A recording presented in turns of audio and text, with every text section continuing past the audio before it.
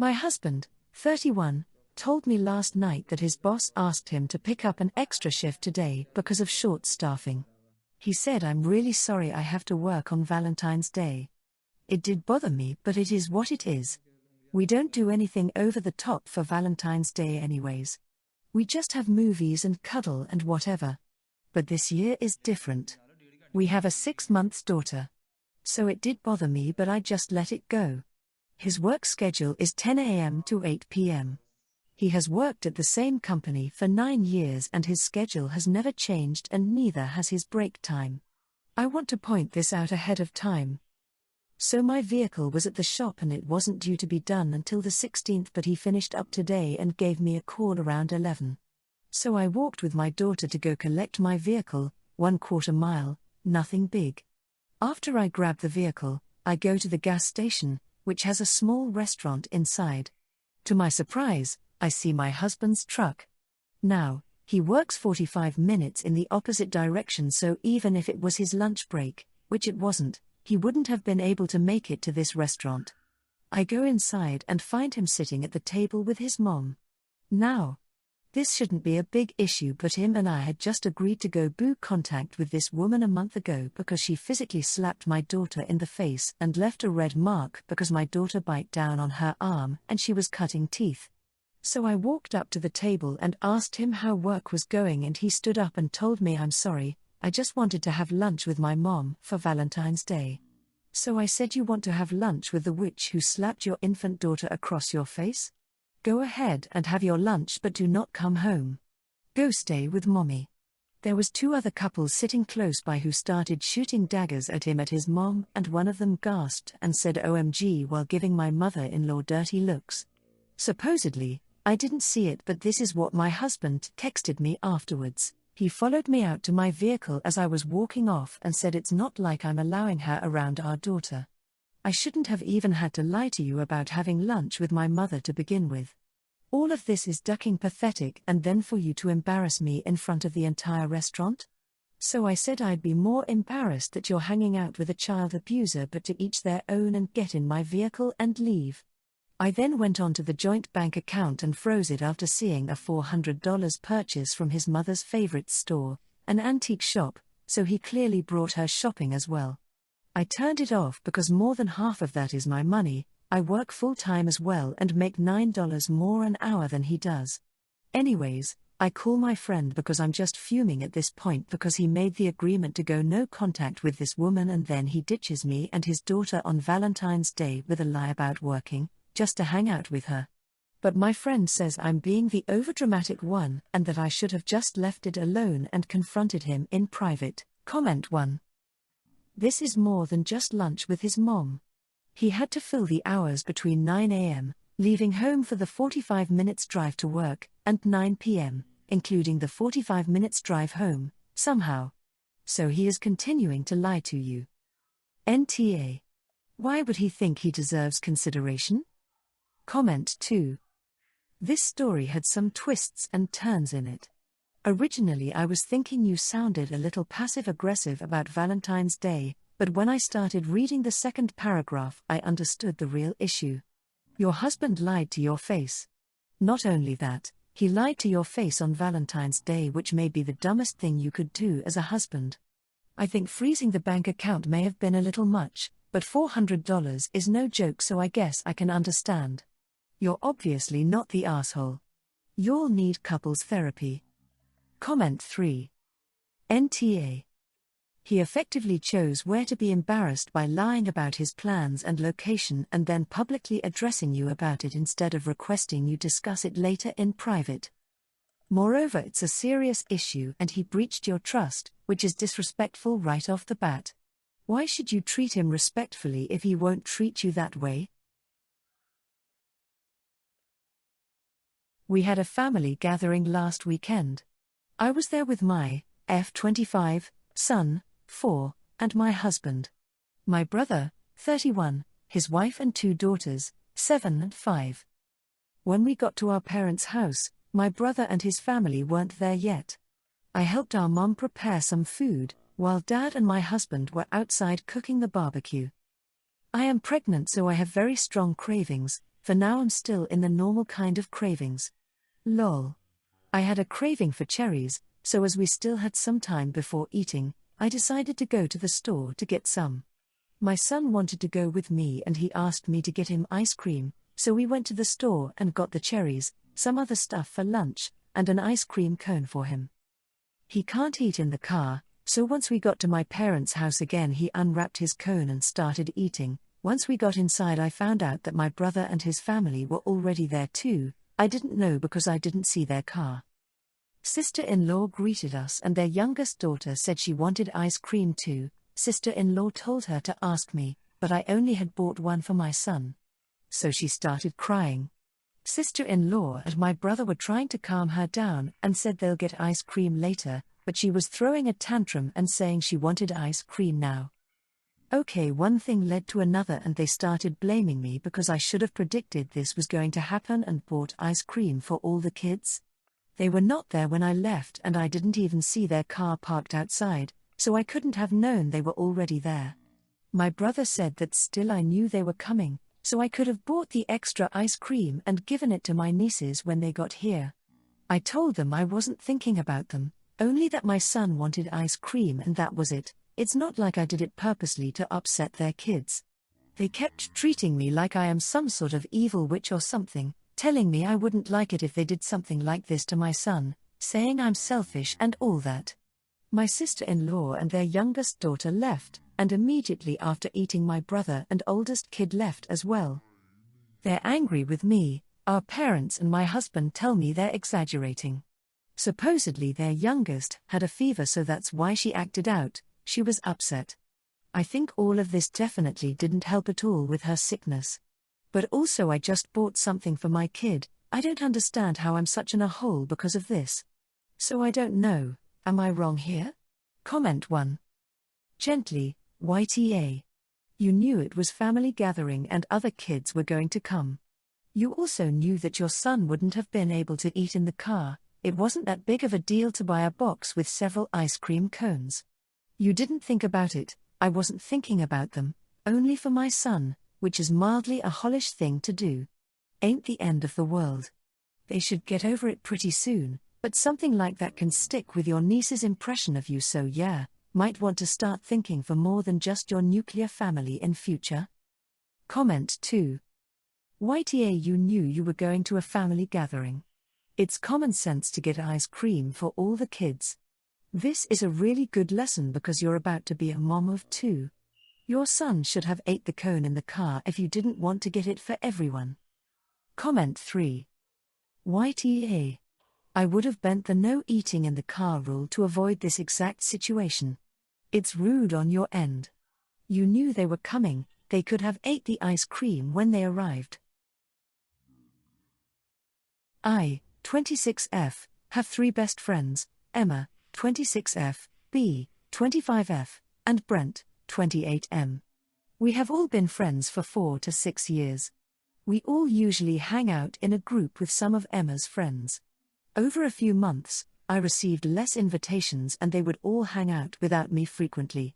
I finally broke down crying to all 3 of them, explaining how I felt like an outcast amongst my own friends. They said they would try to include me and that it wasn't intentional but nothing changed much. Days before the Super Bowl, B told me she was going to a mutual acquaintance's house to watch the game and that it was an intimate thing. I told her to enjoy herself and I would find other plans. I asked Emma what she was doing, she said she also had plans. On a hunch, I asked her if it was at the same mutual acquaintance's house. She told me yes. I was pretty upset and decided to ask her why I hadn't been included. She said that B and Brent had been invited, while her and 2 others had invited themselves and that I wasn't left out intentionally. I decided not to push the issue and told her to have fun. Noticeably, Emma and B both didn't offer to find a way to include me. That night I decided to sit down and record my feelings. The video talked about a movie quote and how I felt it applied to my situation. How my friends didn't have to include me in everything, but why didn't they want to? I occasionally make content on TikTok and decided the video might be relatable, so I decided to post just the small clip. It didn't mention any names, but the caption said POV, all your friends go to a Super Bowl party without you. Was it dumb of me to include that bit? Perhaps. But I knew it would get more views if it mentioned the Super Bowl, since it was socially relevant and the algorithm was pushing Super Bowl-related content. Brent proceeds to text my partner, who he is close with, to ask him if they can speak about the video. My partner insists that since my feelings are what Brent wanted to discuss, that he needed to take it up with me directly. Brent insists on speaking to my partner instead and informs him I need to either remove the video or turn off the comments. I was surprised to be receiving this reaction from them, considering the video was fairly generic. I start a group chat with the three of them, asking when we could get together to talk about why they were so angry. They attempt to have the conversation with me through text, saying how offended they felt because I posted the video. I told them it would be best to speak in person, but they kept refusing, saying they wouldn't even speak to me if I didn't remove the video first. I insisted I wasn't removing the video until they met with me in person to talk about why they were so upset. They decided to cut their losses and just unfriend me through text instead. I said if they are refusing to even speak to me in person and decide to end our years of friendship over text, that they were never really my friends. Comment 1. YTA. I read the title and thought this was gonna be about some 13-year-old middle school drama. I was mostly right. You could just ask if you could come along. Sounds like others were inviting themselves. You're right, including the Super Bowl party and the title makes it come off as pretty passive-aggressive, and bringing up the TikTok algorithm like that somewhat undermines some of your authenticity. Comment 2. What the duck are you talking about? It wasn't about wanting to go to the party, it was about wanting her friends to treat her like a friend and not exclude her from things they're doing together. Comment 3. YTA. Grow up. It's fine that your feelings are hurt. You're allowed to feel however you want. But you're not owed an invitation to things. You're clearly not as close as you think you are. And your response was to make a video and post it to social media like an immature teenager. I am very annoyed. I have 2 daughters-in-law and this is about Amy. Amy is very sensitive in my opinion. This isn't always a bad thing, but there have been multiple times where she has started crying over small things.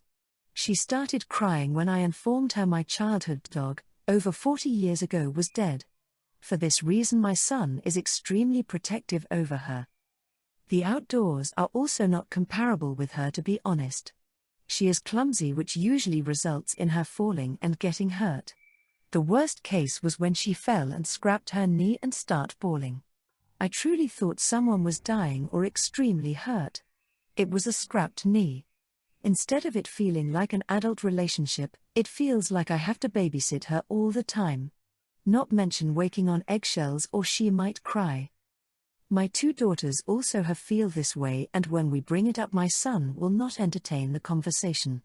I don't know what's going on with her, but we have raised our complaints before and nothing changes.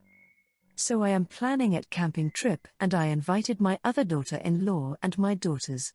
The reasons above I didn't invite Amy. I also believe not everyone has to be invited to everything. She is still invited to all full family trips / holidays / get-togethers. She also has never invited me out, which is fine. The trip is next weekend. They came over to pick up the kids and asked me babysit next week. I turned it down since I will be gone. They learned about the trip since I wasn't going to lie. Amy got quiet and asked why she wasn't invited. I told her this was just a trip with them. She got quiet and my son got pissed and told me I should have invited her. I reiterate, this wasn't a family trip, nothing was working. After going in circle, I had enough. I told both of them I don't invite her since I didn't want her there. I will not be giving invites to someone I don't want at the event. You don't get invited everywhere, and they both need to be adults and understand. If they can't get that through their heads, then I will bring up every family vacation they took where I didn't get an invite. Comment 1. NTA. Sounds like Amy needs to grow up. She is entitled, and it seems as if she brings tears into the fray she will get what she wants. And she probably does that with your son. And he lets her get away with it. One of these days he will get tired of raising his wife. She is not a child, she is a grown woman and an adult. She needs to start acting like one. Comment 2. Honestly, you come across as a real judgy AH. Fine, you didn't invite her. You could have been more tactful/delicate about how you told her, especially that you are aware she's sensitive.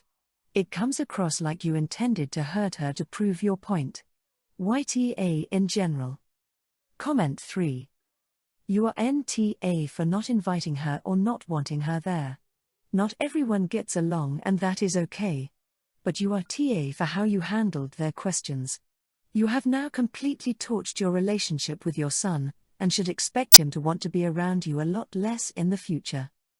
I'm going to say ESH here because what you said was horrible and you are definitely more TA for that. They also should have taken the hint and not pushed for your answer after your initial response. Last year, at my engagement party, my sister, who has a history of being the center of attention, made a scene. Despite knowing that my fiancé and I wanted a low-key celebration, she loudly complained about the venue, the food, and even our decision to have a child-free event, which upset several guests and overshadowed the occasion. We tried to calm her down and asked her privately to respect our wishes, but she accused us of excluding her and being selfish. Given this, my fiancé and I decided not to invite her to our wedding to prevent a similar situation. We want our wedding day to be peaceful and focused on celebrating our love without any drama. However, when she found out she wasn't invited, she was devastated and reached out to family members to say how hurt she was, making me out to be the bad guy. Now, our parents are pressuring us to reconsider, saying family should be together on such occasions and that excluding her could cause irreparable damage to our relationship. I feel torn because I understand the importance of family, but I also believe our wedding day should be about us and not managing potential disruptions. Comment 1. NTA. People are always so surprised and hurt when their actions have consequences. You deserve a day for yourself drama-free. Comment 2. NTA. My sister's behavior at my engagement party was, by any measurable standard, absolutely unacceptable. We envision our wedding day being peaceful, joyful, and without dramatic outbursts. She has done nothing since that day to show us that she will not ruin our wedding in the same way. If you believe so strongly that she should be in attendance, I suggest you find a way to guarantee she will behave appropriately. Since you cannot, you need to stay out of it. Comment 3. NTA, and you're giving her the perfect opportunity to have the attention on her all day, just somewhere else other than your wedding. Being related doesn't give you a free pass to bring the drama to everyone else's special occasions.